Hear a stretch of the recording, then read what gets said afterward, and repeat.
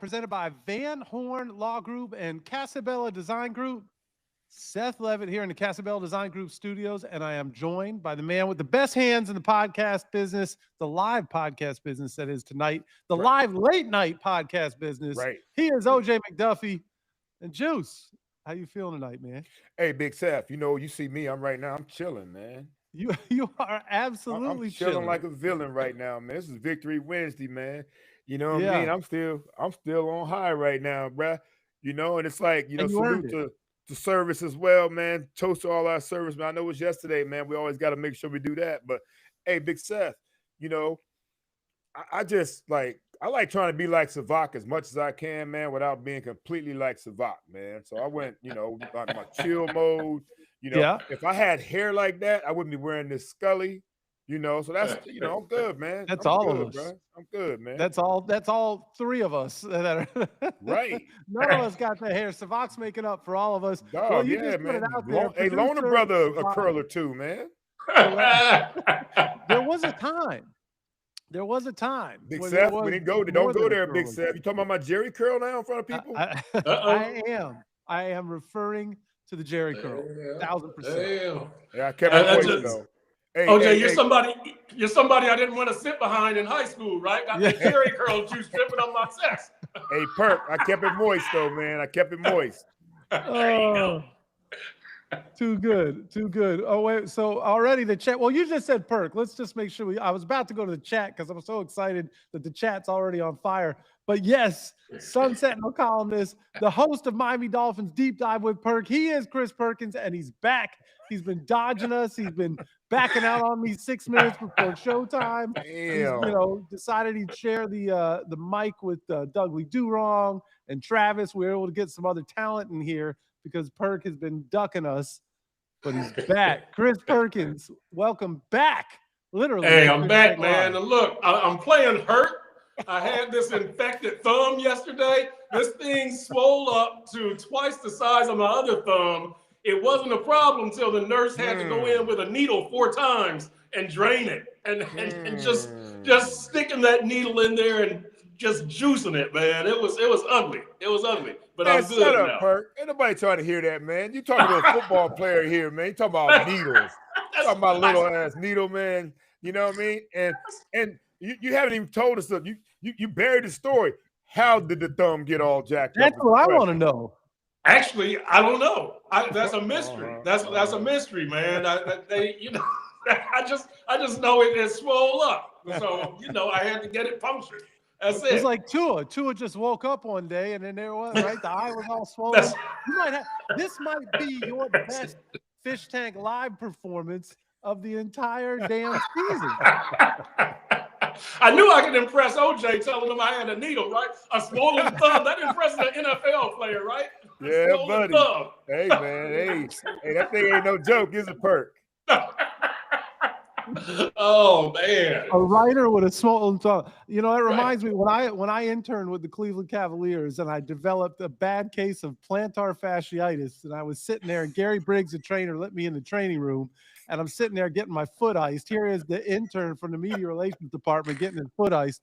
And then Larry Nance, the legendary Larry Nance, the initial first ever slam dunk champion, I think, comes walking in and he stops and he goes, "What the hell happened to you? A fax machine jump up and bite you?" Right.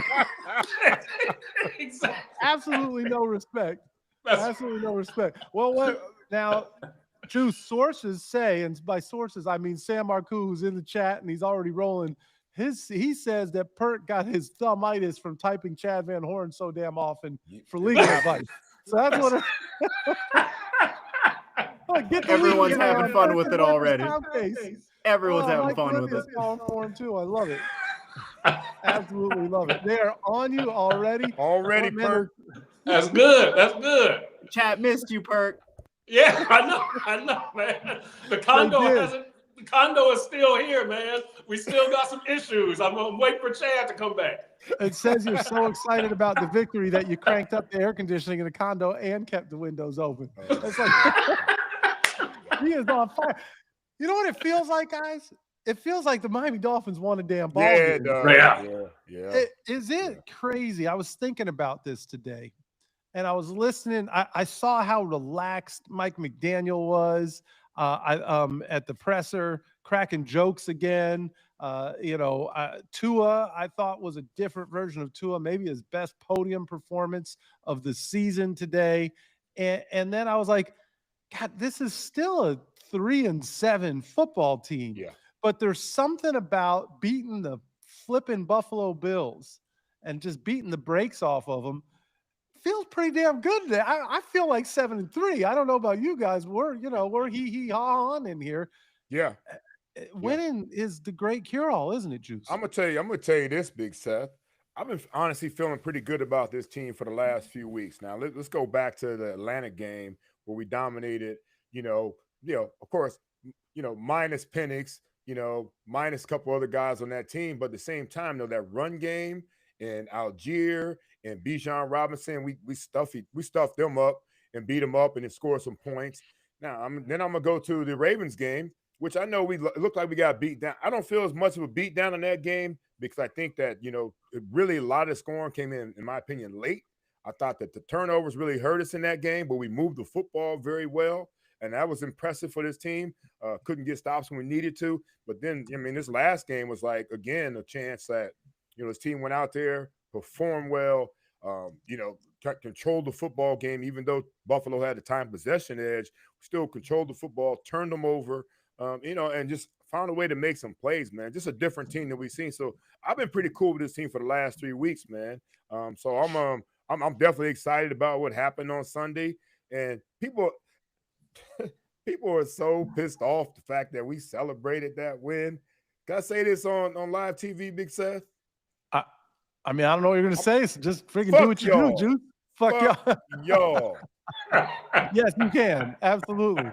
That don't, you know what I mean? Hey, we can celebrate a dub anywhere we want to celebrate a dub, especially against a team we haven't beaten in a few years, man. So that's how I feel about it, man. And it wasn't Mike McDaniel scrolling by Elbo Room. That was me, damn it. That was me. I was rolling by the Elbo Room because I live this way, Chris. I live over this way. You do. You live over there. And AI is a real thing, apparently. AI. I love it. You know what? I'm actually glad you brought that up. Perk, who asked him? Was it Omar who asked him? Omar, yeah. And you kind of got that non-answer in there. What was the energy? That felt to me like he was essentially saying, yeah, I did that. Oh, yeah. He was I'm 98% sure that was Mike.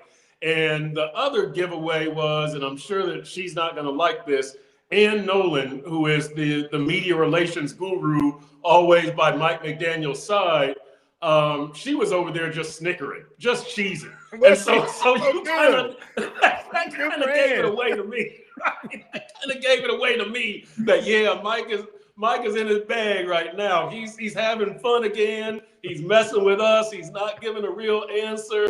The whole vibe is different. The whole vibe was different there on Monday.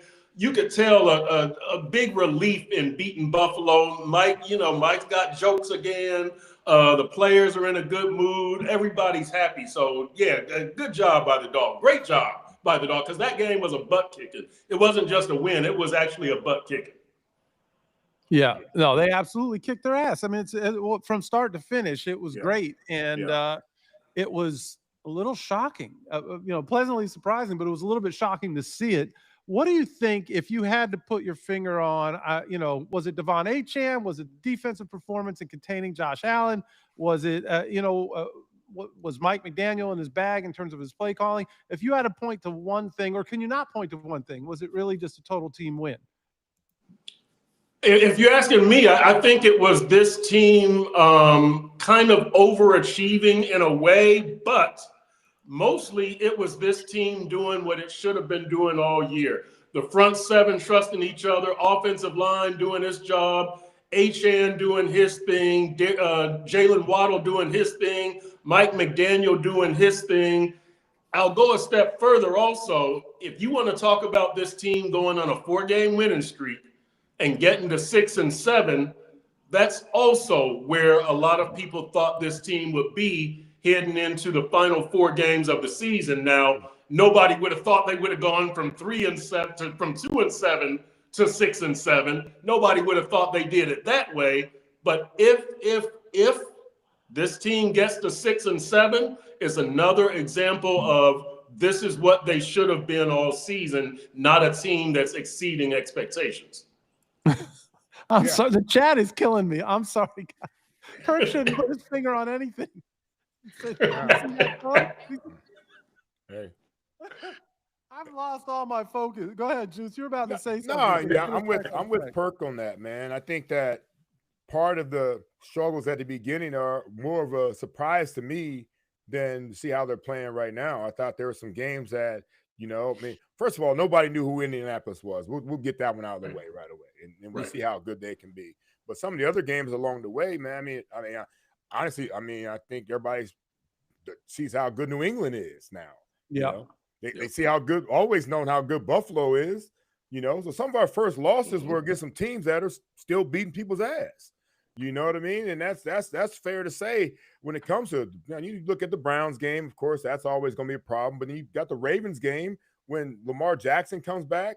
They're supposed to beat us, But I think the fact that, like what Perk said, we're seeing that front seven start to play some ball.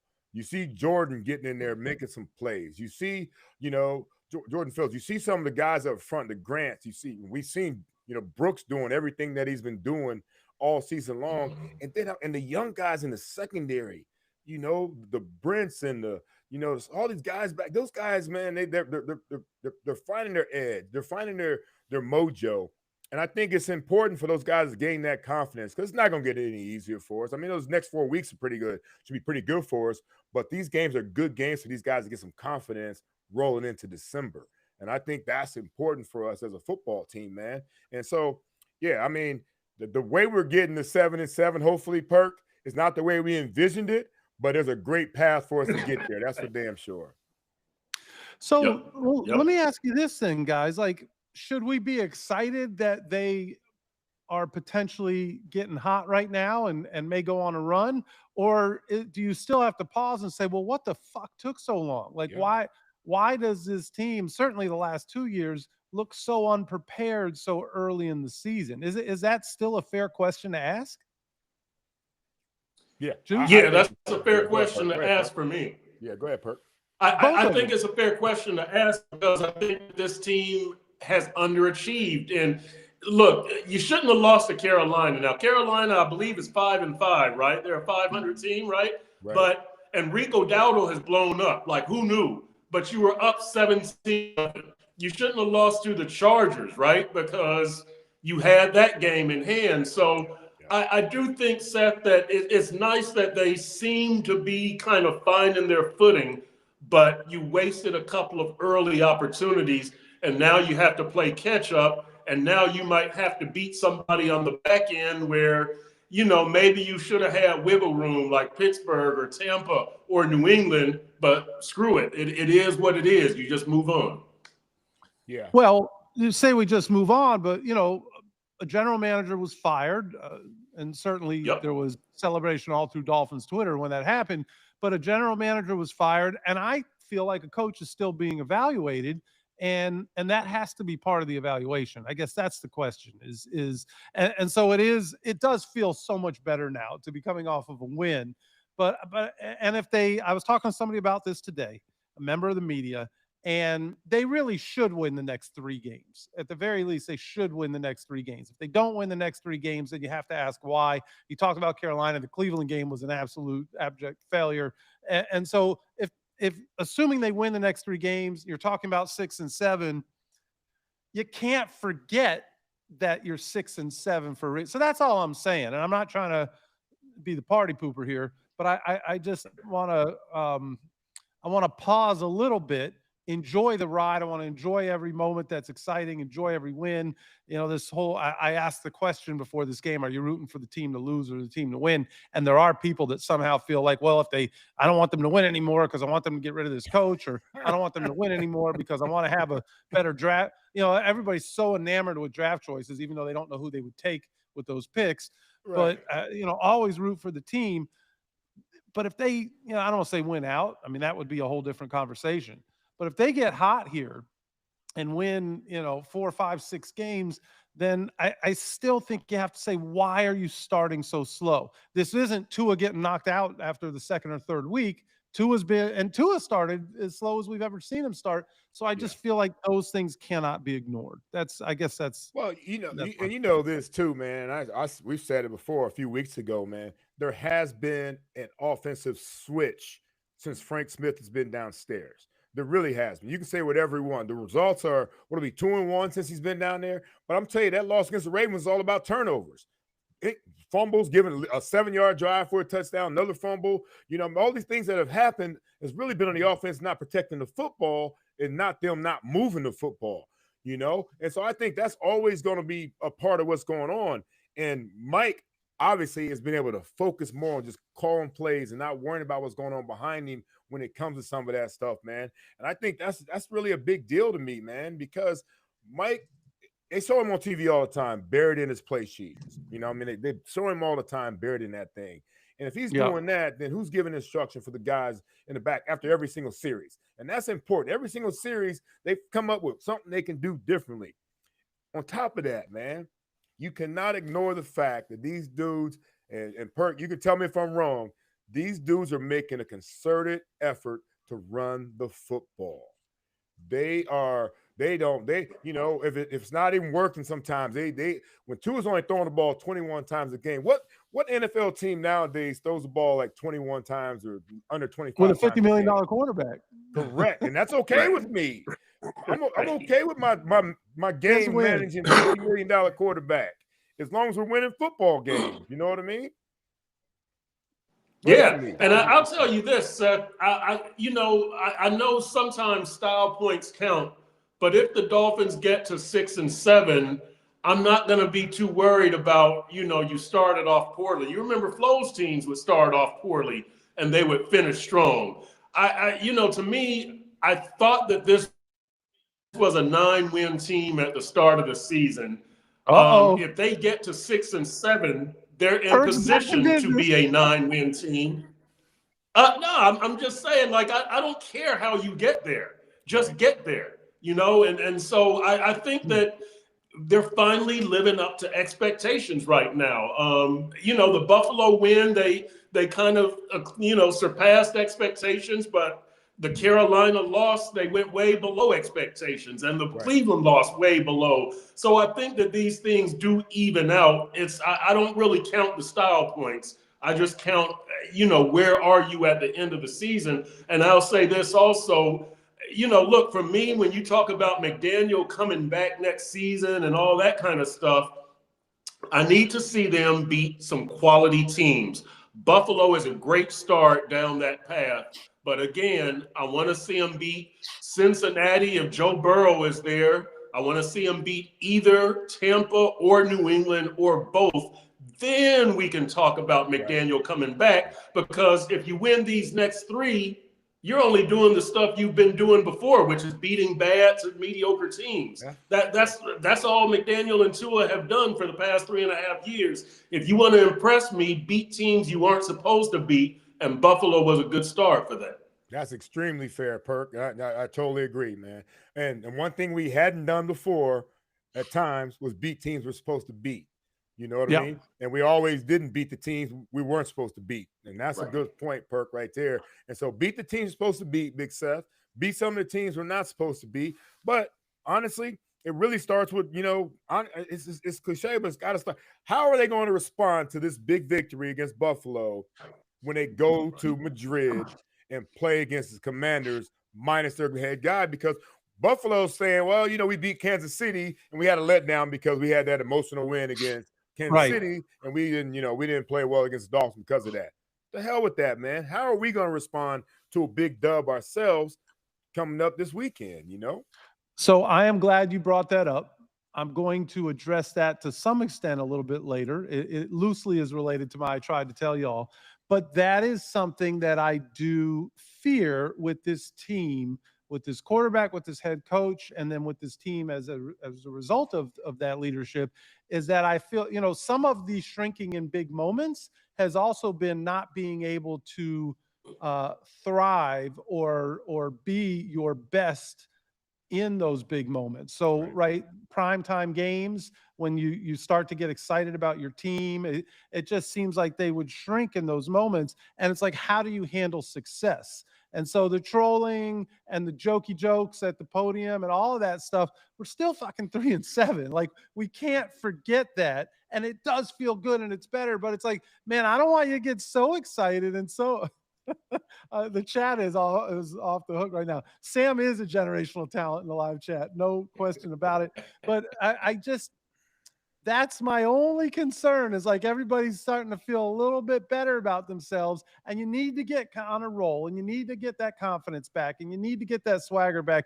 But you also still have to kind of keep your eye on the prize, man. And it's like digging yourself out of a hole. And yeah, so that's my only concern. There's a lot of football left, Big Seth. There's a lot of football left. Absolutely, there really is a lot of football left, man. Absolutely, and these guys have a chance. They have a big time chance to go out there and and get on a roll. There's no better time to get on the roll than early November, and and see what happens then. But obviously, you got to finish strong in December. They only remember what you do in December. Yeah, but we've already messed up September and October. Now let's just figure this shit out the rest of the way.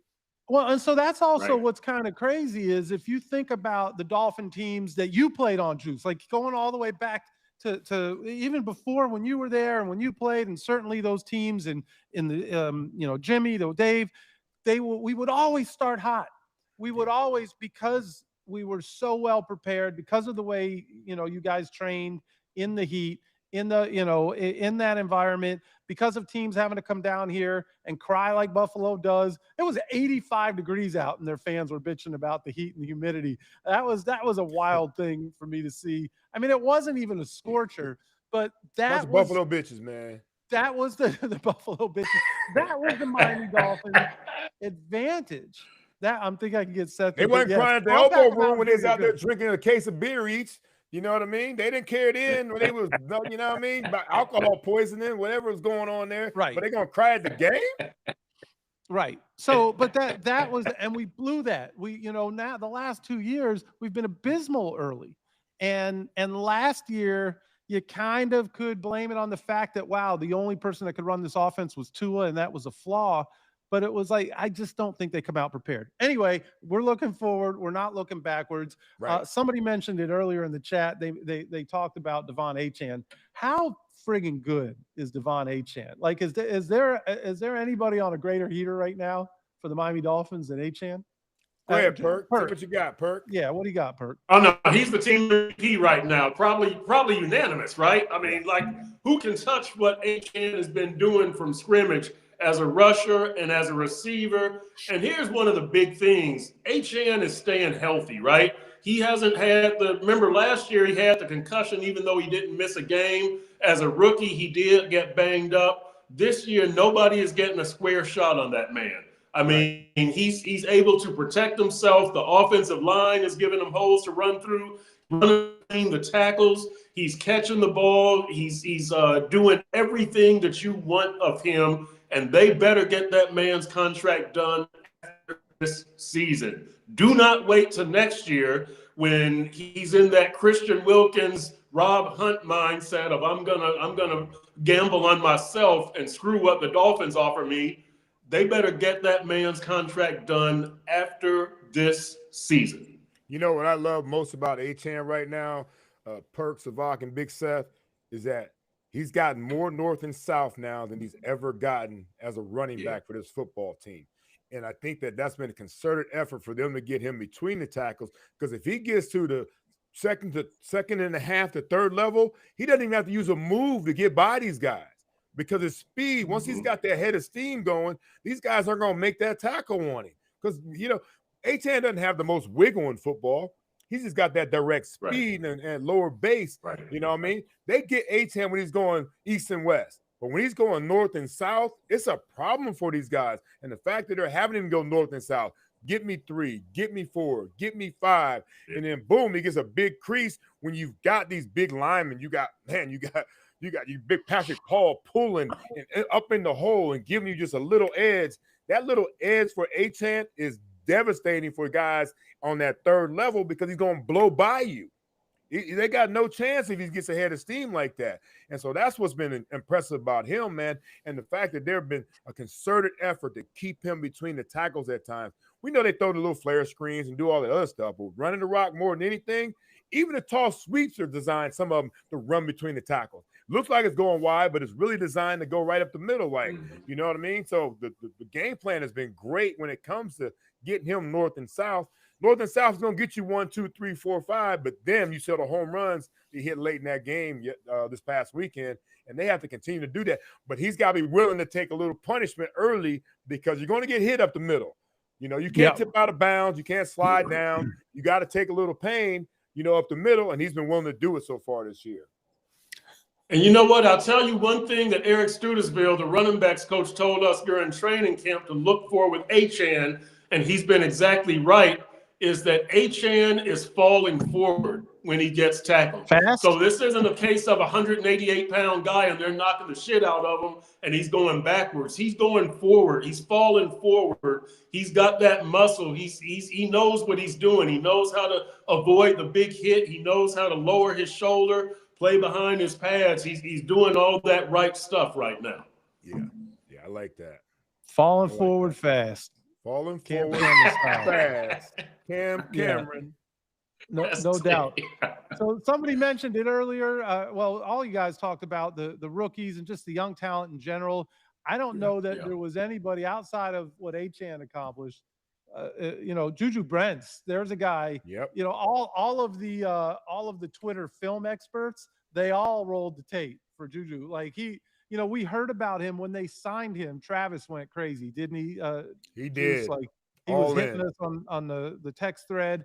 But you look at him, and I know he was a little banged up, but when you look at him out there, you kind of wonder what were they waiting for to roll him out there?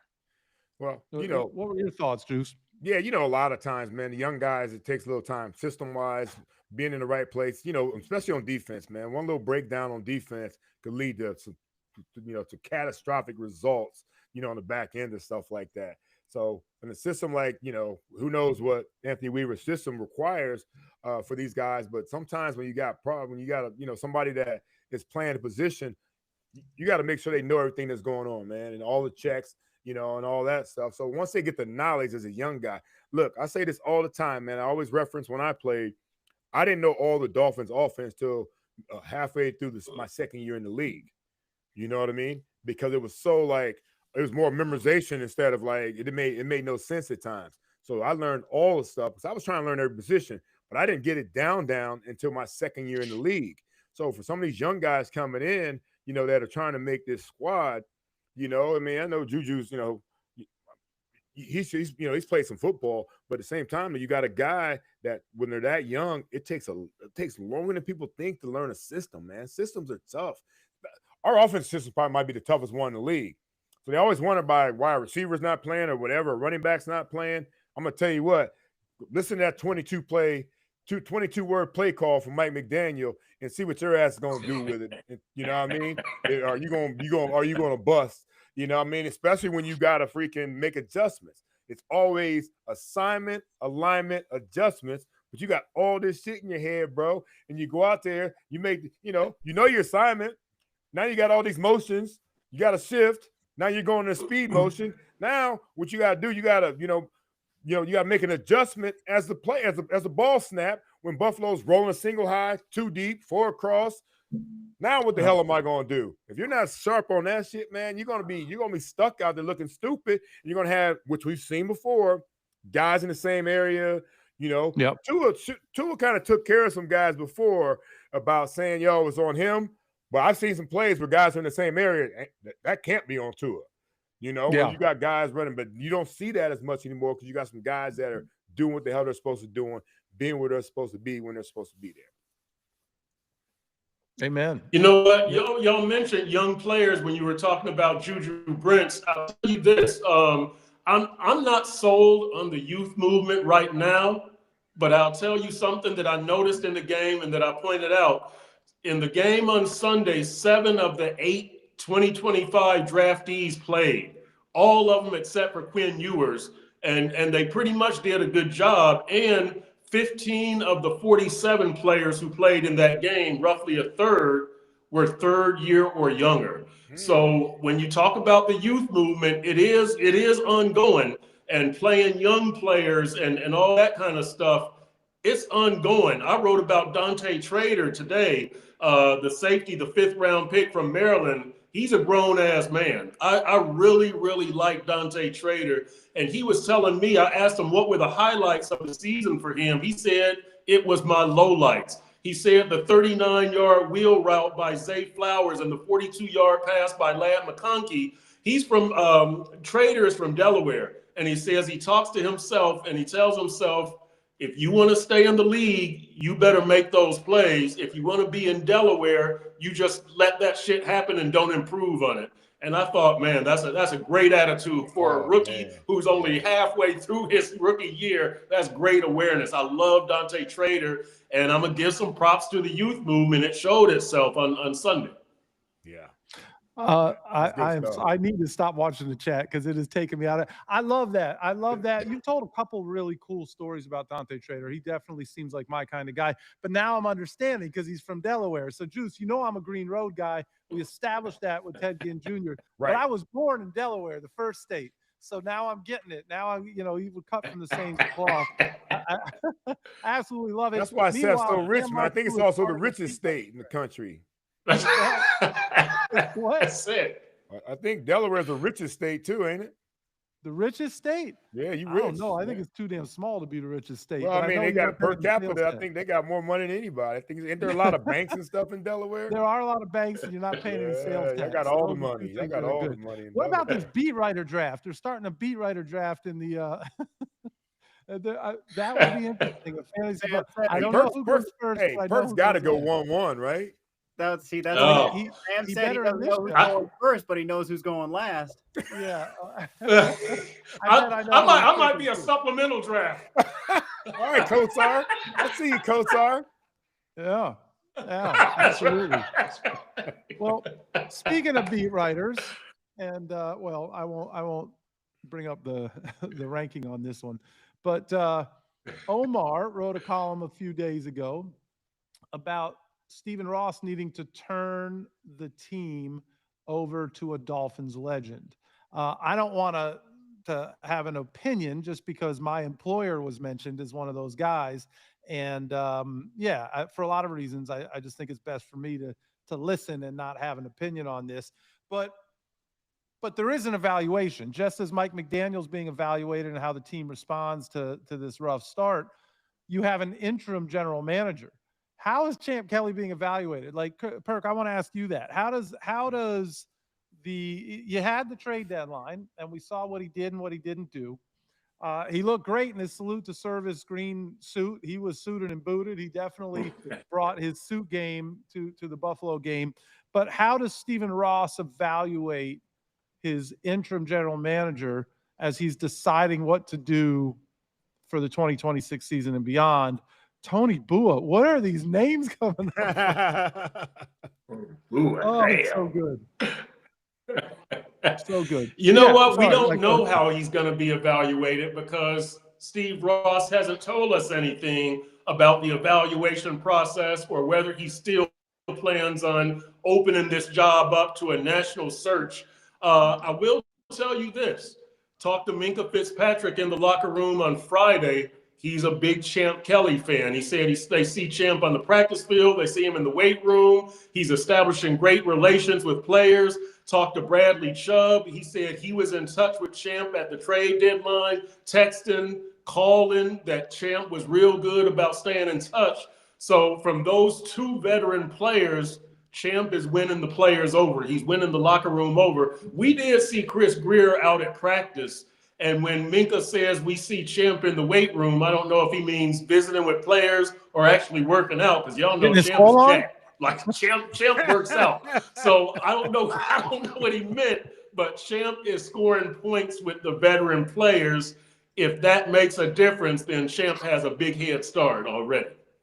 Yeah, I think it can make a big difference with some of the current guys. But, the biggest deal is who we bringing in, who we keeping. Who we going to, go find in college. They've lost some guys in some of those departments as well. But I think the relationship is important. I think, you've seen some of the guys that seem like they have pretty good relationship. I think John Lynch has a pretty good relationship with players. I think, when you've got guys that are really cozying up with the players instead of ownership only, it seems like, I think that's a big deal for these guys, man. When you can relate with guys, I think that makes him probably a better evaluator of guys, man. And when you're in the weight room, hell, Champ might not have kept me if he saw me in the weight room, because I'm in and out the weight room, man. I'm in and out. You know what I mean? I'm not going up there trying to lift a lot. I'm trying to do the basic requirements, because that's not what I do, man. I go out there and I catch punts and I run routes. But some of these other dudes, man, they just want to be workout warriors, and they think that's impressive. I see some of the best, strongest, fastest, some of those athletic dudes that can't play a lick of football, man. They can't play some of them can't play a lick of football. Everybody I win against is probably faster than me, maybe stronger than me. But man, they couldn't play no football though. You know what I mean? So I like the fact that the guys are recognizing this dude, and I think he's probably gonna recognize the guys that he sees in there as dogs, man. How many dogs can we pull out of this team right now, and how many more dogs can we go get? And if Champ has that eye, that vision, man, hey, keep him on, man. Let's keep getting some more of them mugs. You know what I mean? Yeah. Oh. And you know what? What I want to know about Champ is, what is your philosophy? And when you mentioned about people being pissed off that the Dolphins are winning, I'm not a tank guy. I'm a guy who says win, because I want you to form those big plays. And with the Dolphins, if you win, I think that's a good thing. I hope that Champ is encouraging that. But even if you lose and you get a top pick, I don't want Champ to be a guy who tells Steve Ross with our top self. Is it me, or are we losing Perk? Yep. He's been out in and out. Yeah. All right. We missed some of that, Perk. I want to hear what you don't want Stephen Ross or Champ telling Stephen Ross. I feel like that's the most important part of what you were just talking about. Oh, shit. I don't want them to force a quarterback draftee. Hang on. Yeah, I'm losing. Yeah, it's losing me here. But I don't want them to force the quarterback. You know what's crazy, Big Seth? Let me interrupt Perk. Do you still got me? Can you hear me? Yeah. I'm going to interrupt you real quick, though, Perk, because we saw you on after us a few weeks ago, man. You said it was crystal clear, audio, video. Like he was in studio. Right. You were like, you was like, it was like 10G, not even 5G. You know what I mean? With the way you were broadcasting with somebody else, you come with us with the motherfucking dial-up again? The motherfucking dial-up. I don't know what's going on here. This is the only show this happens. It's the only show that happens. All right, that's the problem. But I'll say this, okay? Go ahead, say it. Look, I don't want them to force the quarterback draft pick. Like if a quarterback is not there, continue going down the build the trenches road that you started 2 years ago with Chop Robinson and Patrick Hall and Kenneth Grant and Jonas Abai-Naya. Let's see. Let's see what Champ's philosophy is. Let's see what the organization's philosophy is. But I don't want a GM who tells Steve Ross we have to draft a quarterback in the first round next year. I want a GM who says, let's see what's out there and we'll proceed from there. I like that, Perk. I got you. Understood. Yeah, I like that, Perk. I'm with you on that, man. Yeah, I have mixed feelings. I got to speak while my connection is strong. I'm going to have to time this shit. Well, yeah, you got to time it. So I don't know if you're seeing the chat, Perk, but Sam said you look like you're in a Godzilla movie. And the shit that you said. Oh, God. I'm dying. All right. So, it remains to be seen what we're going to get from Champ Kelly. It is an interesting dynamic to like the evaluation, the decisions that need to be made, and so on and so forth. I think what we need to do is jump into the I tried to tell y'all segment. Hopefully, we might need to let Perk go first, just to let him get it out of his system, and hopefully we'll catch some of it. Although if he goes first, he might be done, and then his shit interrupts you when you start. But I think we need to do that. And then if you're in the chat, you can tell us what you tried to tell us, and we'll react to that and any questions that you have afterwards, and see if we can get through this thing without it being a total disaster. All right, this is what happens at 9:40.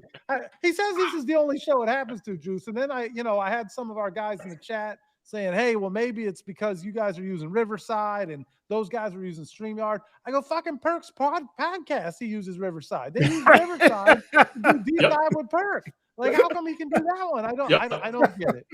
I don't get it. Who's kicking off? I tried to tell y'all. I'll go first. You want me to go first?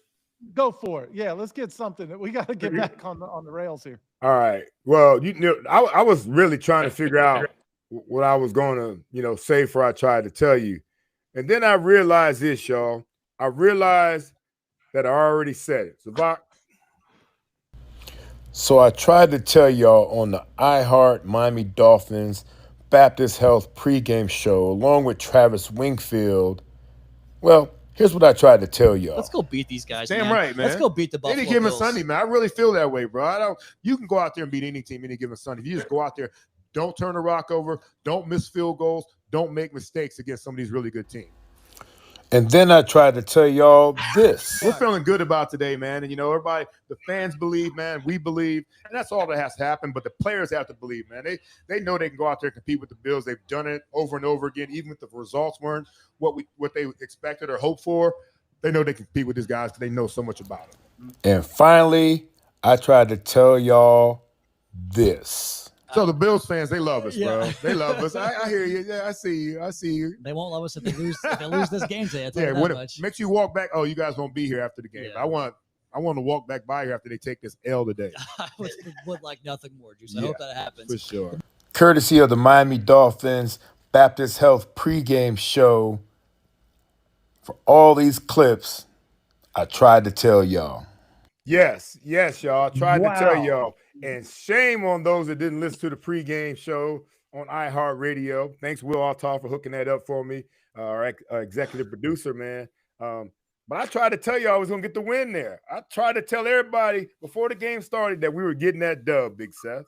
Tried to tell y'all. Well, again, I got to go back to Samuel L. Jackson. Well, if you got it on tape, then I guess I said it. But wow, so he really thanks, my man, Sevach, for hooking that up too.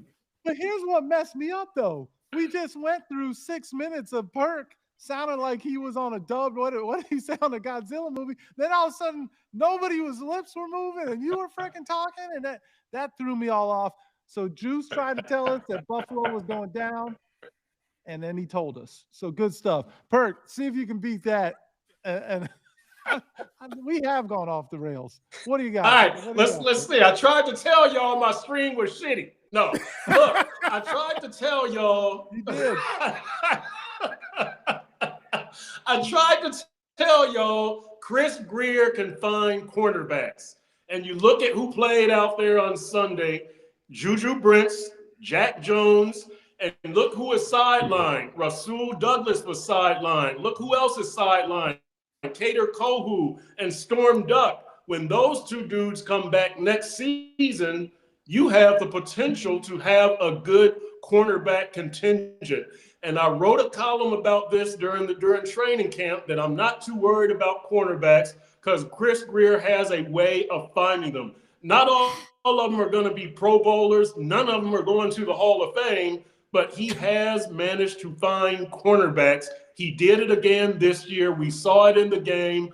We're going to see it going forward. I tried to tell y'all Chris Grier can find cornerbacks. But you still want him to lose his job, though, even though corners ain't enough.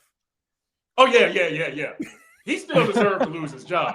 We need more than cornerbacks these days. I feel you. We didn't think twice about it. Hey, you didn't even mention Jason Marshall Jr., so that's another one. That's another guy who shows some promise. So, absolutely good call. Well, that's a great call, Perk. That's a great call. Sevach, did you try to tell us anything? Or are you too busy getting juice?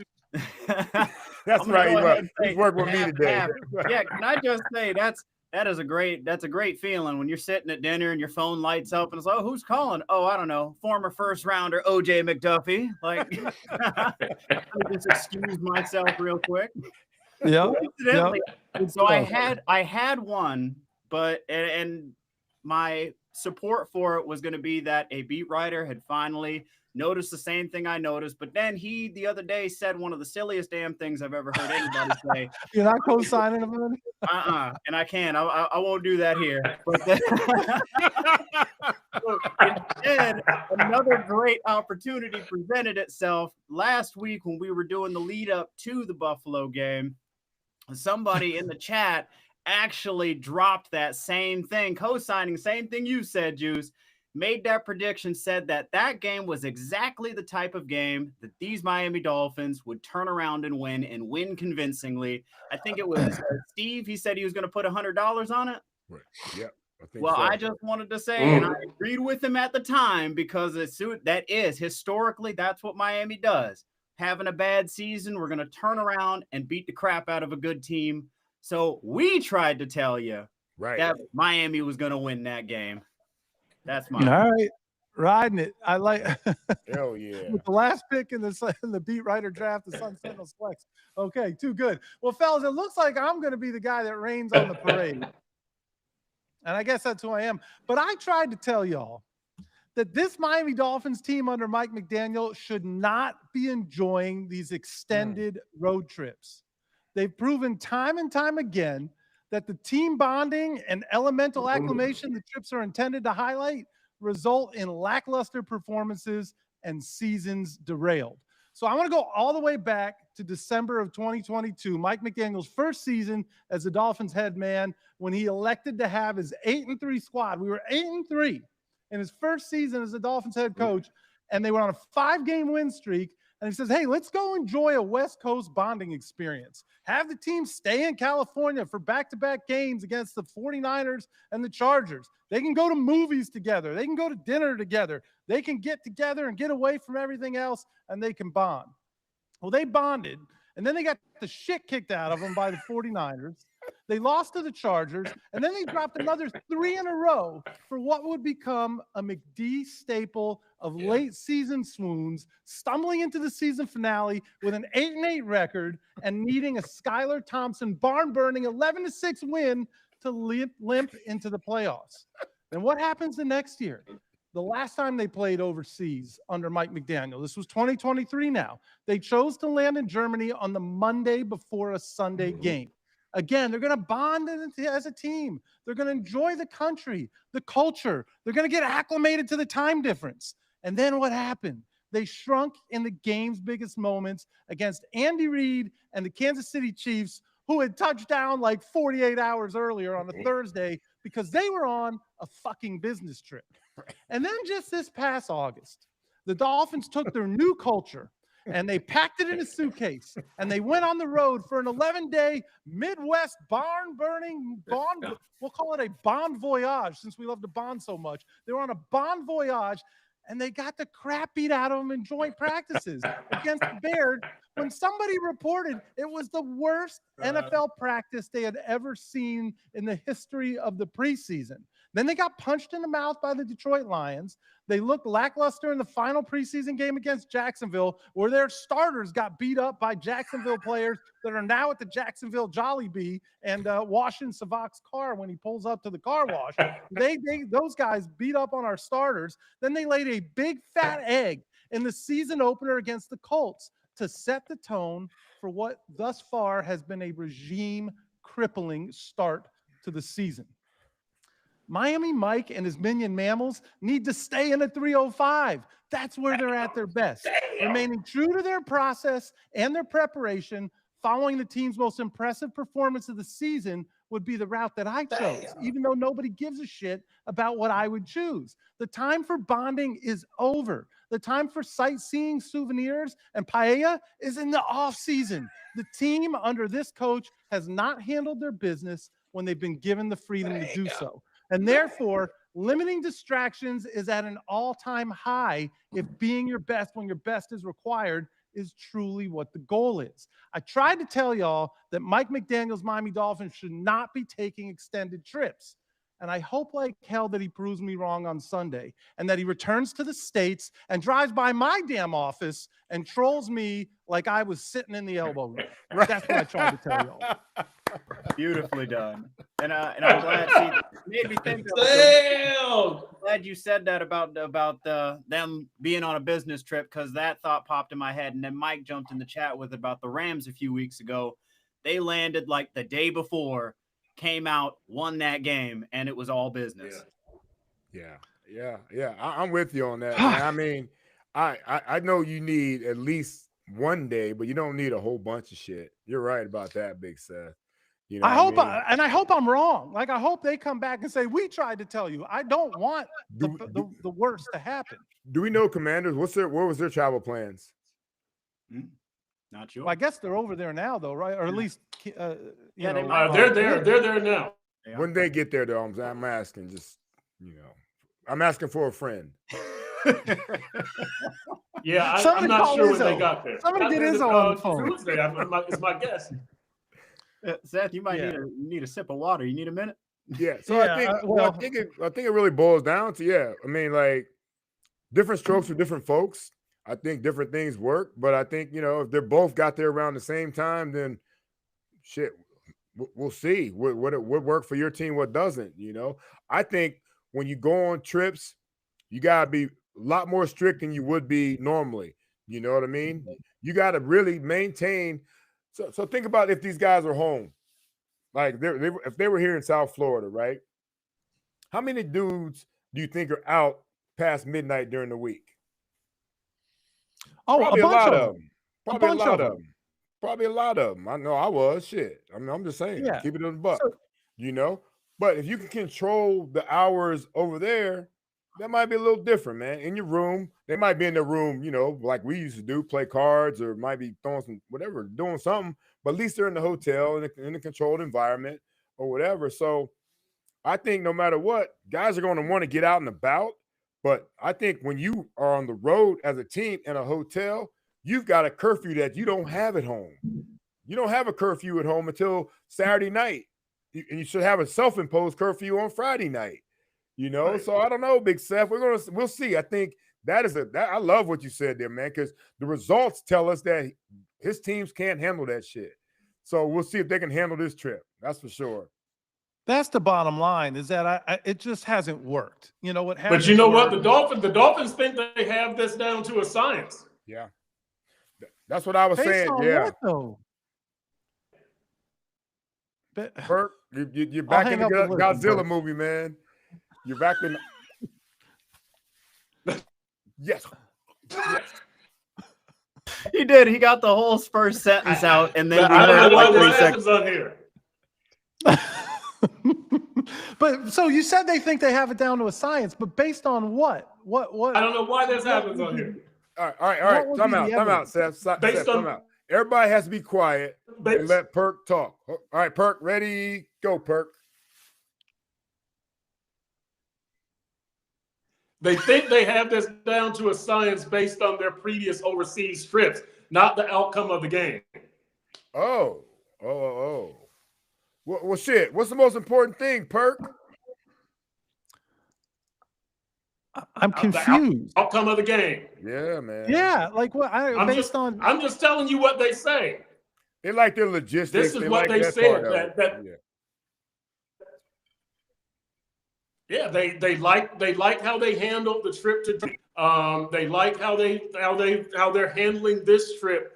They think that this is the way to do it, and the players and the coaches are with it. That's why they're repeating it as opposed to going over there 48 hours in advance. I'm not agreeing. I'm telling you what they say. Okay. Yeah, it's mind-boggling to me. I guess I don't need to comment anymore. I clearly said what I felt. No, I like it, Seth. That man makes plenty of sense, Big Seth. Let's see what some of our guys what they try to tell us, Big Seth. Have we heard anybody say what they tried to tell us? Yeah, the only person who tried to tell us something was Sam, and I think it was something about switching from T-Mobile to Verizon. For Perk, yeah, that's a good one. Yeah, that was it. So, if you're in the chat and you have questions or comments, but if you have questions, go ahead, throw them out here. We'll do our best to answer them. I can't tell you when Perk's answers will actually hit the internet, but we'll do our best to answer them for sure. So here's one thing I will talk about a little bit, Big Seth. You talked about a little bit is that some of these guys, some of these people, some of these fans, want to lose games for draft picks or draft position. Fuck that position, man. It's not where you pick, is who you pick. Obviously, it's always been that way, right? It's always been that way. And you're not going to have guys on your football team tanking for nobody. Nobody's going to be on the football field trying to lose football games, man. Everybody's job is scrutinized. Everybody wants to play until they're 40 years old.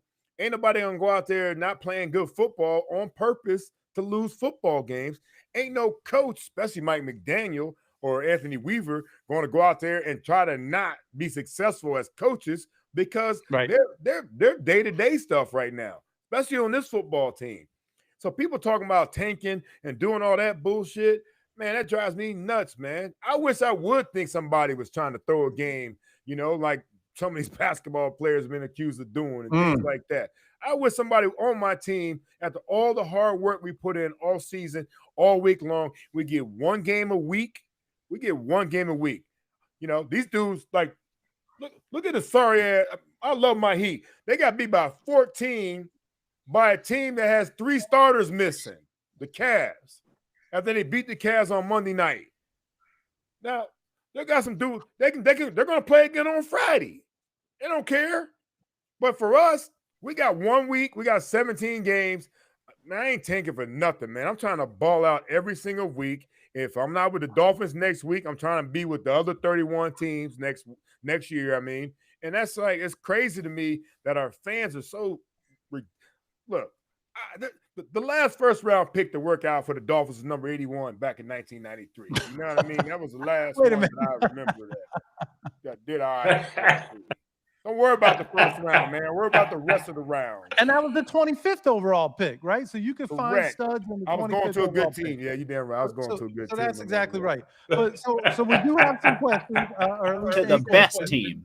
Damn right. Yeah. They weren't until that day, though, Sevach, to me. Until they left, I didn't give a damn about them, Perk. The Dolphins, you know what I mean? The point that day, best team in the world. The point that you were making, Juice, is the same point that I was making with this whole let's see what yours has got. How are you going to go tell everybody that you're not going to put the best player at the position out there, regardless of the fact that Tua was not playing well? Those other guys didn't have a chance at being anywhere near the talent that Tua was, at least not at this point. So that was ridiculous to me. I'm with you. There's the question. Perk, who is your favorite player to cover ever? Sam said he'll listen for your answer next week. I would love to hear it now.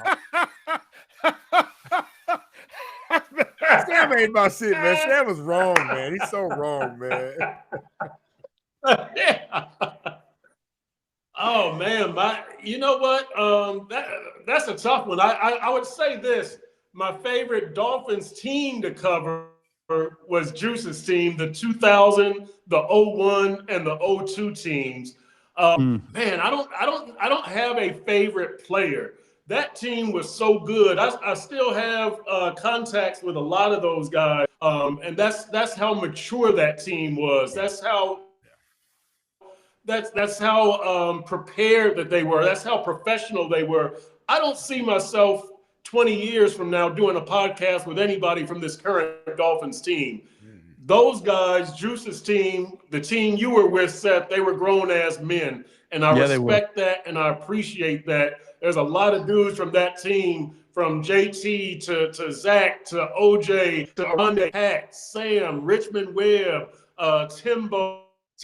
Like a lot of these dudes who I still have their numbers and still have relationships with them. That's what I like. That's what I respect. That was a team that I bonded with. Yeah. You know what? That's good stuff, man. You know what, Chris, man, because you're fucking fair, Perk. You know what I mean? You keep it a buck. You know what I mean? Guys respect what you do, and they respect everything about you, man. And we don't mind talking to you. You know, I did an interview today, and to somebody that's doing a piece on Big Seth, and Seth was my liaison. You know what I mean? Seth kept people off me or let me talk to people I wanted to talk to, man. And you definitely one of them dudes, man, that I would definitely, if I, will chop it up with. Some of the other dudes, man, I just want to put them in a, figure four, make them tap out. You know what I mean? I'll never forget. OJ came out. So the way the Davie facility was set up with the locker room is the locker room kind of sat in between the training room and the bathrooms and showers. And then and the players' lounge was behind it, and the other side was the door where they went out in the meeting rooms, and the elevator where the coaches went upstairs. And Juice come walking in. We had open locker room. He came walking in, and he had the newspaper. My guess is you were just doing your business, reading the newspaper, and he came in. And he's like, "Hey, Seth, this is fucking bullshit. Motherfucker put quotes around some shit I never even said." Right. It was Jason Cole, who we love. Jason's a big fan of the fish tank. But it was a Jason Cole story, and he had attributed a quote to OJ. And Juice said he never said it. He's like, I didn't even fucking talk to motherfucking Jason Cole. And he's like, this is some right. You would always make an entrance. It was always like Eddie Murphy in 48 Hours when he kicks in the doors. It's like, there's a new sheriff in town. Juice would always make. One time we had an intern that was rubbing Juice the wrong way. He kicked open the doors coming out of meetings. Y'all better get your motherfucking intern off. So we had to deal with that. And you're right. You were see, Perk, he got me feel like I feel like a diva now, man. You know what I mean? I'm a typical wide receiver, but damn. Look, they do say that's the diva position. Perk, if he's saying the intern, if he's saying I was doing my business, the intern probably followed me into the bathroom while I was doing it. Oh God, that was so funny. Well, the funny thing about that one is that we all got jobs to do, Juice. Right. He did. And in fairness, Perk, so here's the story.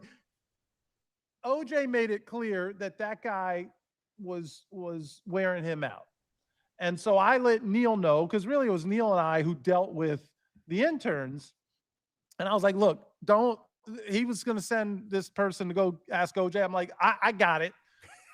Juice needs a little space from dude, right? Just give him a little space, send him to talk to somebody else, maybe somebody who's not like the number one receiver on the team, send him to some rookie or some, UDFA. Okay, cool. And I kind of explained it. Problem was I didn't get the message up to Harvey. And so the message didn't get to Harvey, which I didn't think was important because he never talked to the interns. But OJ comes right, tell this motherfucker, and I'm standing there with Harvey and Neil. And Neil looks at me and I'm like, did you? And he goes, no. And Harvey goes, what? What happened? What's Juice upset about? And I was like, who sent so-and-so over to him? And Harvey had told him to go ask him. You know what's so interesting about this whole thing, Perk and Sevach, is that look, Harvey's got head coach and quarterback, right? Yep. Then you got Neil and Seth. Who they got? Why the fuck do I get an intern when I was supposed to be the number one receiver on the team? That actually does bring me to something that I think you need to address, Seth, because Sam brought it up here. He thought you got the late rounders. What's up? You know what I mean? Well, when I started, I did. I did. So how the fuck I get an intern? Man, this is some But bullshit. At that point, I had elevated, Sam. I had proven myself. So, well, it's a fair point. I don't know why that he was on you early, but at that point, you had made it clear. What year was that, Big Seth? What year was that? What year was that about? 97 or 98. Oh, shit. You talking about 98, the year I led the league in receptions that year? Right. Perk answering questions from 1998 on this podcast. We're a throwback. We need this intern on a future episode of the Fish Tank. Guy's either living in a van down by the river or a hedge fund guy worth millions. We need to know. Oh, man, that is good. Mike, you're right, and you're not far off. You are not far off. Who was the UDFA defensive end who wrestled Gators? I remember reading that in the Dolphins Digest from, oh, man. So wrestled alligators. I'm trying to remember who that would have been. I know that we had Mike Crawford. He was a linebacker, and he was from Nevada. and he allegedly fought a bear, and he would jump off of buildings, and so we had Mike Crawford, who's great to tell stories. I'm trying to remember who would have wrestled the defensive ends. I'm not sure. Yeah, I'm not sure. I got one. Mike Dragich, also known as Blue Collar Brawler. I don't know what year was he. Gosh, I'm still pulling that up. Give me a second. But it also. Does anybody know what happened to Perk? Do we no idea. Yeah. Also, there's apparently multiple sources saying that anytime minutes ran out, man. His card. He has one of those cards you get at the gas station. He got to put some more coins in the motherfucking. He had to run out to the corner store. He'll be back. But hey, it does say multiple sources apparently say Zach Sealer is an avid alligator hunter. Yes, I believe that. Yeah. It was a white guy, 96-ish. I'm thinking that we're talking Mike Crawford. That would have been kind of that 98, right? Perk left 3 weeks ago. Fucking Sam is on fire right now. Yeah. He's just warming up for what we're planning. I think you're right. We're planning an event. I'm going to put a teaser out there for the people that are still with us in chat. So Sam, Luis Diaz, Juice, and I are planning an event. Sam is an amazing stand-up comedian, as is Luis. Obviously, they also produce great Dolphins content. They do. So we're going to do an event for charity that's going to have a lot of laughs, be very Dolphin-centric. We'll have more details coming soon. But if this chat is any indication, he's just getting warmed up. Oh, boy. So You think it's can't wait, man. time. You gave him time. I don't think we're going to get Perk back. I think Perk said, man, he hung up on purpose, man. He's like, man, fuck y'all. Keep talking about my guy. We were talking about his golden era. Yeah. We were talking about his golden era. Yeah, I think it was Crawford. I definitely think it was Crawford. And that was, we told the story of going to the high dives, Juice, with Crawford, Zach, and Izzo. Yeah, that was a good one. Perk is back. I was just about to end the damn thing, and Perk is back. Man, this is the show that this happens. What's the next show? I want to go. I'm telling y'all, I do two podcasts a day usually. This is the only show this happens. You know what it could be though, Perk? I'm gonna tell you this too. Does the whole building have the same internet? So no. We all got our separate. We all got our separate stuff. You could be like AT&T. You could have your own company. Oh, okay. I'm Verizon. Okay. So here's the speculation.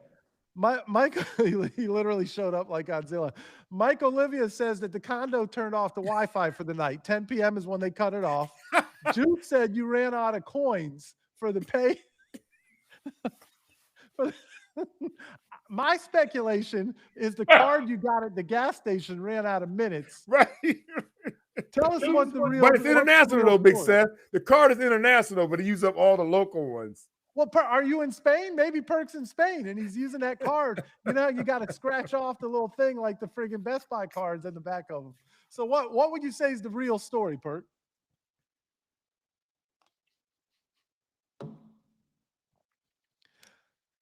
Here's the best part. I don't know what the fuck he's saying. It's 20 minutes behind, but every time he talks but doesn't talk, more people start joining the chat. We're like, I'm enthralled about what Perk is. I am, man. I love what Perk has to say anyways, but I just have to wait, It's like the radio delay, man.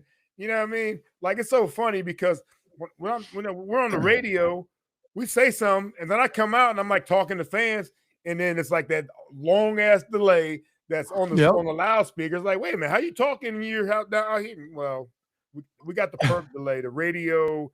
It's called the Justin Timberlake Janet Jackson delay. Well, it's a good point. That's on TV, but radio. Well, same concept. Yeah, absolutely same concept. You're ready to dump what I might be saying. Or Verizon feels unfamiliar with that. So thank you for the education, Mike. So we're going to try and see if Perk shows up one more time so we can give him a proper sign off. Then we'll get out of here. In the meantime, we can tell some 1998 intern stories if you prefer. But go ahead and throw your questions in the chat if you've got them. got an opportunity to ask questions of OJ McDuffie here directly. Should be fun. Great stuff. Oh my God. You know what? This is honestly a chance where I get to keep it really a buck. I got, especially, now that, where's my, I lost my card, but I see, you said I got my lucky glass going, Big Seth. Yeah. That's my dude right there, as you know. Best. The all-time. He's in Spain. Oh, hell yeah, he is. He's in Spain. He go. So I'm not a predictions guy, but Juice, what do you think we can expect? Everything we talked about, what we've seen, the ups and the downs. Are they getting too comfortable? Are they getting the swagger back? I don't think they should have traveled so early. What does and OJ McDuffie try to tell us they're going to beat the Bills? What does OJ McDuffie expect? Oh, and then I want to ask you this Sam question, but what does OJ McDuffie expect to see when the Dolphins square off against the Commanders? Yeah, I think we should definitely be able to beat the Commanders. We talk about it without, Terry McLaurin, without Jaden Daniels. I think even the top running back is even out. They're really a team that we should be able to stop defensively, because I think the defense, and I think Weave's been in his bag a lot. He's been doing really well. Game planning. I see Perk's back in the building. We'll see how long he stays before he gets evicted again. And then, but I do feel like my favorite part of what happened. I do feel like we should really be able to go over there and play a really good. This team should be playing on high right now. They should be really feeling good about themselves. But as long as they just do their job, Big Seth, don't do anything more than you have to. Go out there and do your job, and they'll win this football game for sure. All right, I like it. I like the prediction. So Perk comes back in, right? And he's like, Perk fell over. It was in whatever, portrait, landscape. So he was sideways. But then you straightened out, but the camera orientation didn't change. So are you laying sideways right now looking into the camera? God, I wish we could. Yeah, look. Man, we can't. It wasn't like everything rotated. Hey. Only he rotated. Hey, you know what? Hey, Seth, I got an idea, man. We got to get. We need a GoFundMe. We need a GoFundMe fund for Perk to make sure that he's got some quality shit going on, man. We need it, bro. The drunken Dolphin says Perk has to be doing this shit on purpose. He has to be. So too good. Is he trying not to get invited back, Big Seth? I don't know. Whatever he's doing, it's fantastic though. Because like I said, it's maintained the numbers. Sam asked, who was your most annoying teammate that you ever played with? What year? Shit. Pick one. Every year I had a different motherfucker I couldn't stand. I mean, there weren't too many. We've discussed on our podcast, me and the problems I had with Daryl Gardner. He wasn't annoying. Yeah. We just had a bad episode, that day. I was always annoyed with Jimmy Johnson. That's a constant from beginning to end of my career. Halfway through to the end. Annoying though, I got along with everybody, man. I really got along mostly with the defensive guys. You know that, Big Seth, because I always thought I was a defensive-minded wide receiver. You know what I mean? So annoying was only thing I was annoyed by most of the time was half-ass efforts, and most of the dudes did a great job of working hard, man, for the most part. And the guys that didn't, I had to worry about them because they weren't gonna last long on the squad. So. No, they weren't. And they were going to be checked. There was enough leadership on that team that it was going to be a tough team to play for if you were half-stepping. That is for sure. Perk is back. He's got the widescreen mode. Don't say anything. You'll ruin the mood, Perk. We don't. It's looking like it's working pretty good. Go ahead, Perk. All right. I have nothing to say, really. That was working. Too funny. Too funny. No, Sam, T-Buck, everybody loved T-Buck, man. T-Buck was really well liked. So let me tell you about me and T-Buck. Me and T-Buck, we were brother-in-law. What you mean by brother-in-law is like we did one-on-one drills. I lined up with T-Buck and said, look, I'm running a comeback right now. Act like you there. I'm gonna make the catch, but don't try to show me up, though. I'm letting you know what I'm running. Next thing I'm running a slant, all right? Slight little move, man. I'm running a slant. Don't break it up or pick it off, or I'm not gonna tell you next time. So that's the brother-in-law that we had when it came to practices, and it looked good on evaluation for both of us. I was making the catch, but he was right there most of the time because I let him know what I was running. So yeah, T-Buck was great. Love him. Yeah, T-Buck was good. All right, one more question here. We got Perk in. I want to end on a high note. So I can't even tell you what the name is. This at Q1, Q2, Q123. OJ McDuffie, who was the funniest trash talking opponent that you ever faced? Oh, the funny. Well, see, I don't even have an opponent that really talked a lot of funny shit. But as a teammate, Lamar Thomas talked more shit to DBs while we're lined up. He would talk so much shit to DBs, like he read bios. LT was that guy. Oh my God. He had one player. Well, I don't even want to go there. I'm not even go to that one. But what he said to him. But I won't say what he said. LT said something about, you getting beat a lot on films, and dude responded with something else. But LT was the biggest dude to get dudes riled up where they weren't even thinking about the play. They wanted to just beat his skinny ass up. That's all they wanted to do was beat his skinny ass up. But LT was, he read scouting reports, he read bios, he knew wife, how many kids you had, all kinds of stuff, and he let the DB know about it, and he wasn't talking about them in a flattering way at times just to get them off their game. And then he was worried about them dudes coming for him for years after he played football because he was so wild. At some point, you got to get off the field, right? So he might be at a golf event as an old former player, and it's like, oh man, there go that dude. I said this, and I'm like, oh, you on your own, hell, you. I love it. I love it. Absolutely. All right. Hot take, Achane. Let's see. Jordan Murray says Achane rushes for 220 on Sunday. He reaches 1,000 on the season. That, I think, would definitely lead to a Miami Dolphins victory. We already heard what OJ McDuffie thinks. Chris Perkins, do you have a prediction for this game?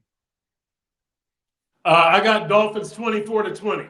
And I think that they ought to win this one fairly comfortably. I don't see it being like they have to score in the fourth quarter to win. Maybe Washington is the one that gets that last second touchdown and makes it more respectable. But the Dolphins should handle their business out there in Madrid.